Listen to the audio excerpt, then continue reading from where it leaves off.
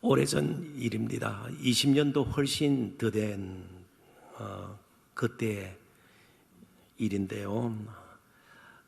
이집트 애굽에서 사역하시는 선교사님 한 분이 미국에 오셨다가 당시 저는 미국에 있었는데요.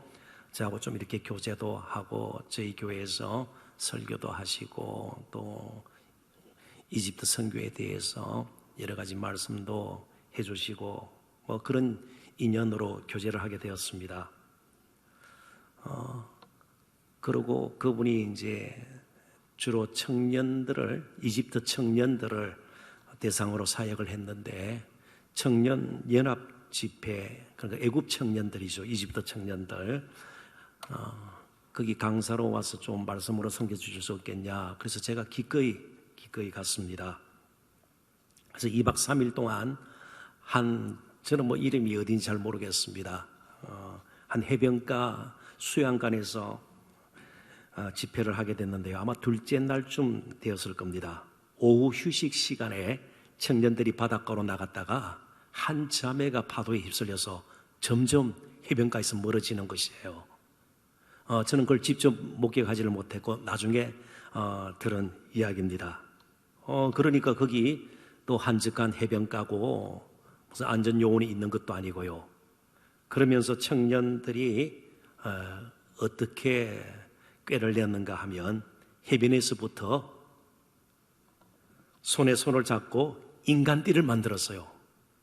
그래서 급히 인간띠가 되어가지고 마지막 형제가 그 자매를 휩쓸려가는 자매를 그렇게, 그러니까 파도가 오고 가니까 조금 시간의 여유가 있었던 것 같습니다.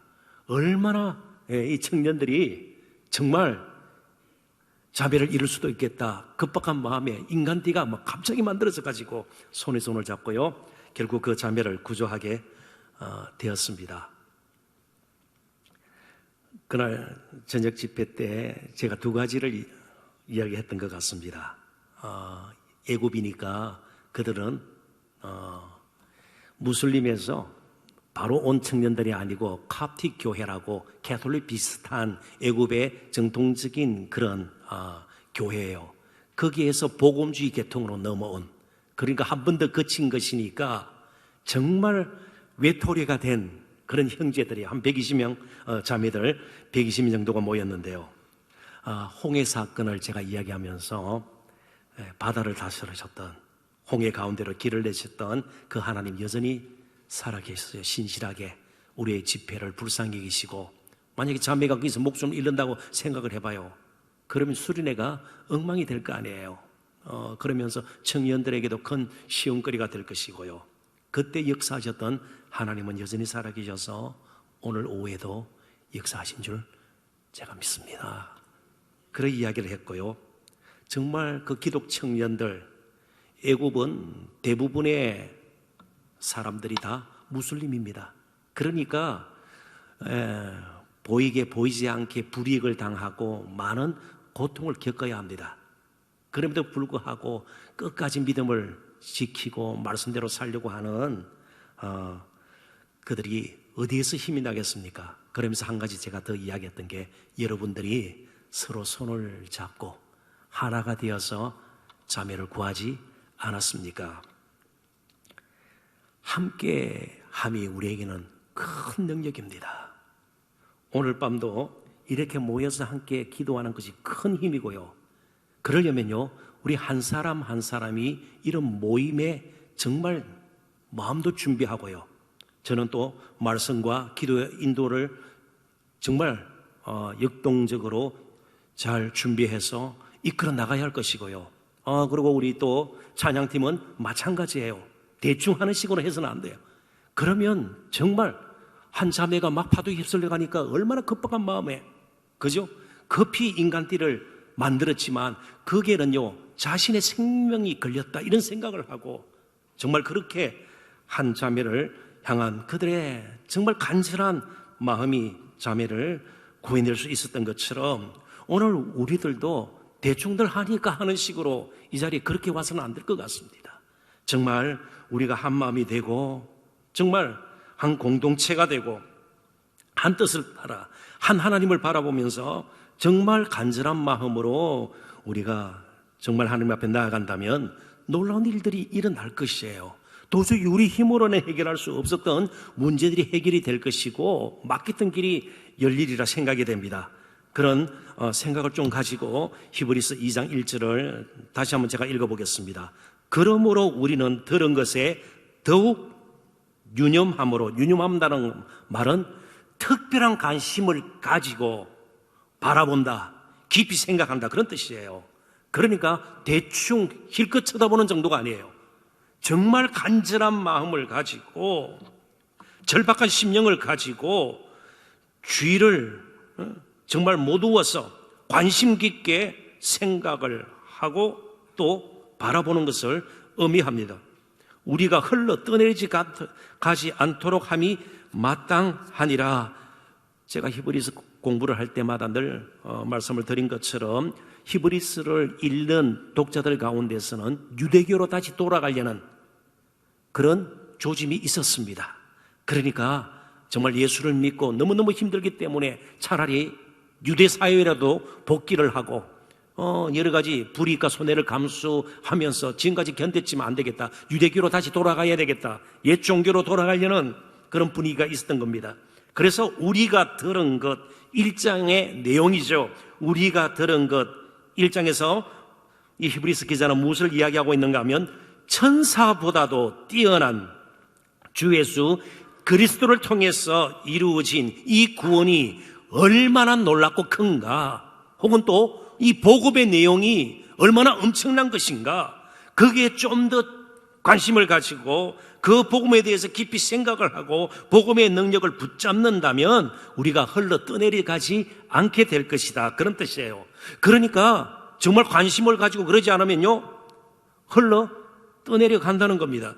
그러니까 유대교로 돌아간다든지 조금 넓게 적용을 하면 어떻게 될까요?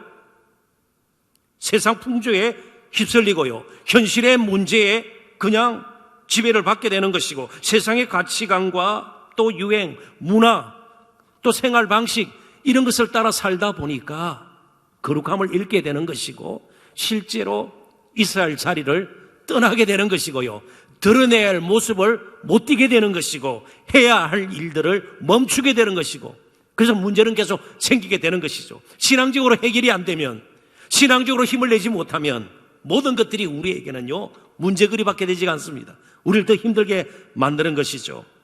그러니까 우리가 들은 것 1장의 내용이 그렇다는 것이에요. 특별히 1장 3절이 가장 잘 요약을 한 것 같습니다. 한번 같이 읽어보도록 할까요? 이는 하나님의 영광의 광채시요 그 봉체의 형상이시라. 그의 능력의 말씀으로 만물을 붙드시며 죄를 정결하게 하는 일을 하시고 높은 곳에 계신 지극히 크신 이의 우편에 앉으셨느니라. 누가요? 예수 그리스도께서. 그 예수를 깊이 생각하고 그분이 이루신 구원의 일들을 유념하라. 정말 마음을 가지고 깊이 생각하라는 것입니다. 사도 바울도 골로새서 2장 6절부터 8절에 정말 예수 그리스도로부터 우리가 뿌리를 나지르지 않고 예수 그리스도로부터 힘을 얻지 못하면, 예수 그리스도께 닻을 내리지 못하면 우리 또한 흘러 떠내려갈 수밖에 없다는 것을 이런 식으로 표현을 했습니다. 똑같이 한번 읽어볼까요? 그러므로 너희가 그리스도 예수를 주로 받았으니 그 안에서 행하되 그 안에 뿌리를 박으며 세움을 받아 교훈을 받은 대로 믿음에 굳게 서서 감사함을 넘치게 하라. 누가 철학과 헛된 속임수로 너희를 사로잡을까 주의하라. 이것은 사람의 전통과 세상의 초등학문을 따르며 그리스도를 따름이 아니리라. 아멘. 그리스도께 뿌리를 깊이 박지 아니하면 철학과 헛된 속임수에 넘어가게 되고요, 사소한 일에 인생을 걸게 되고 별것 아닌 것에 오히려 더 마음을 두고 관심을 두고 그러다가 힘을 소진하게 된다, 그런 뜻입니다. 더욱 예수를 바라보아야 합니다. 오늘도 예수님을 좀 깊이 생각하십시다. 그냥 형식적으로 기도하는 것이 아니고 예수님을 좀 깊이 생각하십시다. 그 예수의 이름으로 한마디의 기도를 드리더라도 우리의 기도가 얼마나 값진 것인가. 정말 요한계시록의 그림처럼 금향료에 담아서 천사들이 하나님 앞에 올려드릴 정도로 우리의 기도가 얼마나 소중한가. 기도 자체가, 기도의 시간이, 기도 가운데 우리의 말들이 아름다운 것이 아니라 예수 그리스도의 이름이 아름답기 때문에 우리의 기도가 그렇게 아름답게 고귀하게 정말 보물처럼 보화처럼 보석처럼 하나님 앞에 올려질 수가 있다는 것입니다.